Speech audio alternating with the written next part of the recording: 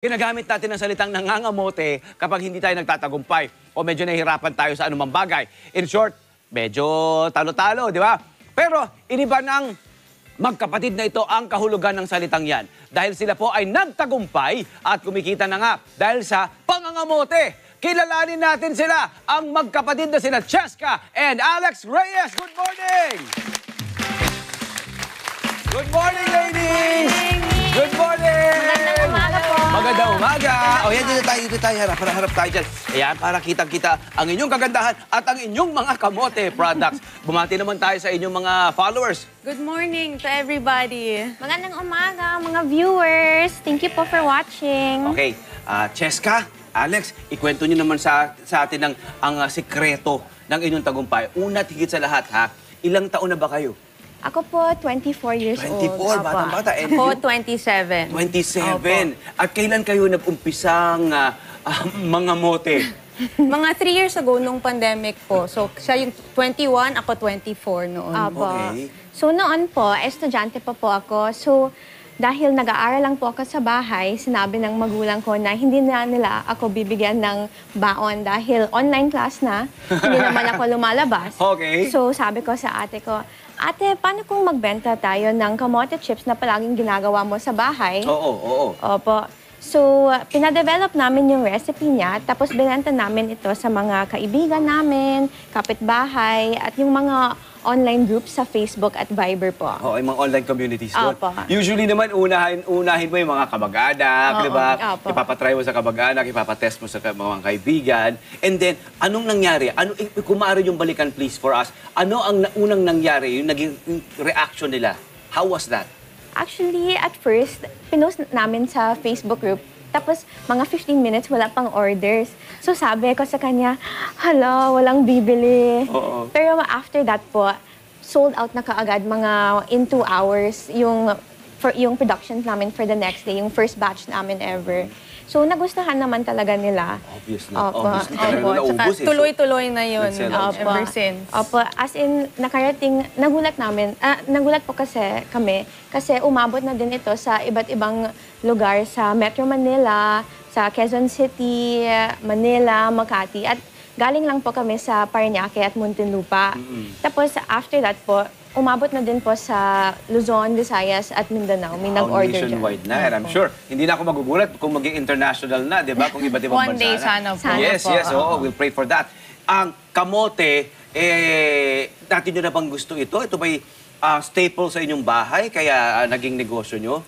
Favorite snack to namin, ginagawa ko lang to sa bahay for family and friends. And then, yung sinabi nga ni Alex na we tried using this to test it out, to sell sa mga family and friends namin. And then eventually, yung buong Pilipinas na din. Oo, ang galing, no? And then, ang mga negosyo na ganito, syempre mag-umpisa yung maliit. At ngayon, lumalaki na siya. How do you manage a business that is growing ever so fast? Di ba, yung palaki ng palaki. And then, dalawa lang ba kayo, if I may ask, dalawa lang ba kayong partners? So, if it's a partnership, dalawa lang kayo, lumalaki ang negosyo. Anong maaari niyong ibigay na tip? Kasi paano ma-handle ito?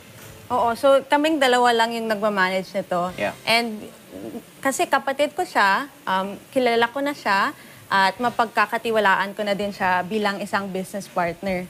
So, it's good na yung kapatid ko, yung aking business partner, kasi alam ko na siya buong buhay ko. Naging family business na talaga to dahil yung mga magulang ko, yung mga tito-tita, at yung mga kapatid at pinsan ko, nagtutulong din sila sa aming business. So, importante talaga na may support system kayo para umangat yung business namin. At saan nyo nakukuha ang kamote natin? So, yung kamote namin is sourced from Mindanao. Opo. Well, saan po sa Mindanao? Maraming madaming lugar po kasi. Kasi ano yun almost landlocked kasi ang Mindanao. Yeah. Opo, pero maganda yung relasyon namin sa mga magsasaka That is so dyan. Opo, kasi pwede kaming magbigay ng feedback tungkol sa kamote nila. Tapos, tumutulong din kami sa kanila sa paraan ng micro-loans. So, bumibili sila para sa fertilizer at seeds. So, maganda talaga yung quality nila at pwede nila kaming mag-supply in large quantities po. Ang maganda rito, you help sustain create and sustain jobs, di ba? Opo. And yung livelihood nila nagpapatuloy. Marami kayo natutulungang pamilya, ibig sabihin. Opo. Hindi ba? Let's talk about your products. Itong inyong produkto, ang napansin ko ang quality niya at saka yung hitsura ng kamote maninipis. How do you get to make it that thin, this thin? So yan po, yung pinaka-importante namin is yung maintaining yung kalidad ng kamote chips na ito ay manipis, malutong at hindi oily. So yan yung palaging kailangan. Oo. And then ito, kasi it's paper thin. Opo. Manipis siya, no? How do you make it this thin? Noon, mano-mano lang. Pero Talaga? ngayon, we're able to automate na the process. Oh yes, oo naman. Kasi syempre malaki na yung demand, di ba? Opo. Malaki din yung supply. Kailangan Opo. meron ng mga proseso na Opo. talaga may mga automation na nagaganap. Pag sinabi natin automation, mga kababayan, syempre meron na ng tulong ng makina, di ba? Ng elektrisidad, di ba? At electronic na mga pamamaraan. At ano mga produkto natin dito?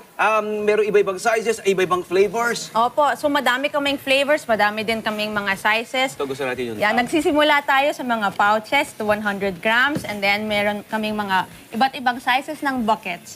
Yung best sellers namin, barbecue, yan yun. Ito yun, Opo, ito yun, sour oo. cream, white cheddar. Then meron din kaming plain, nori, garlic, tom yum. Gusto niyong tikman? Yun, yes, please. Oo naman.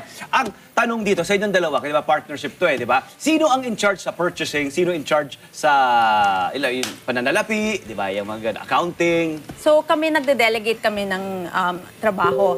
Ako, kadalasan gumagawa ng mga admin, siya naman yung mga operations. Pero nagtutulungan kami kung saan kailangan.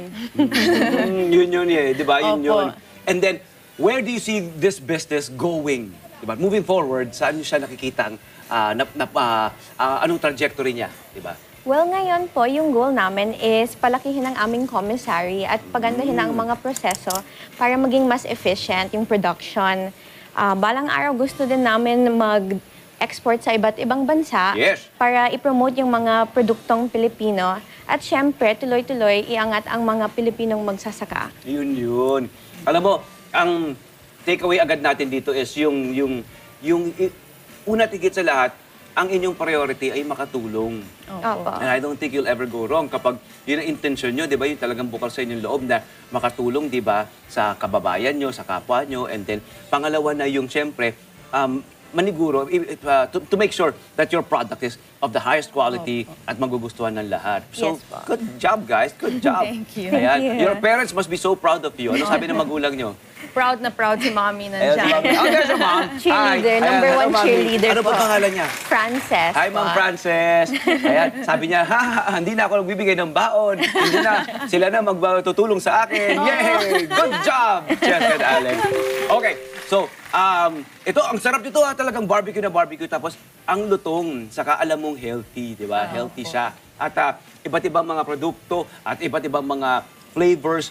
Ito ba, nakikita niyong magkakaroon pa kayo ng ibang flavors? Nag-explore ba kayo? Nagki-kitchen test na ba kayo ng ibang flavors pa? Opo, meron kami mga seasonal flavors. So yung mga tatlo dito, seasonal flavors. Tapos nagro-rotate kami, pabago-bago yung mga flavors namin. Nice. Good job. Good job. Good job.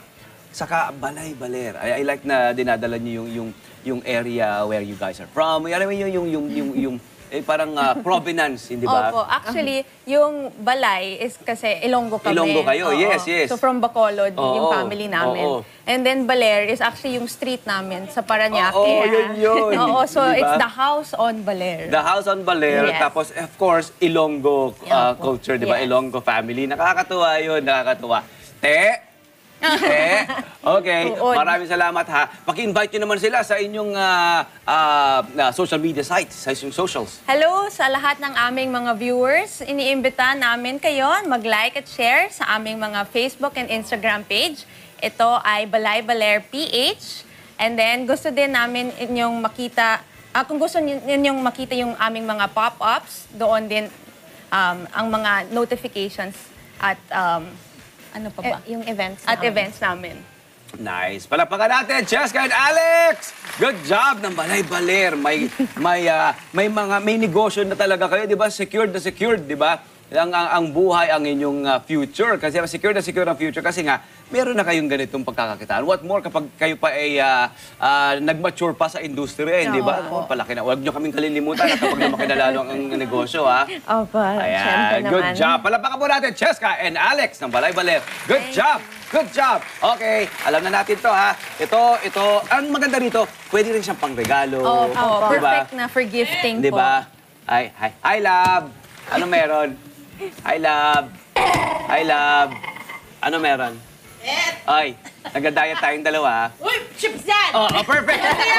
Perfect! Ganito This yan, is di ba? love. Sa inyo po. Huwag nyo naman, Ayan. wag sabihin na kainin lahat. Di ba? Yung, pag nagkikrave ka ng Portions food, lang. ito yung perfect na Portions pwede mong lang. kainin. Maraming Portions salamat. Maraming salamat po. Yes, my friend. All right. Thank you very much, ladies. Thank you very much, love.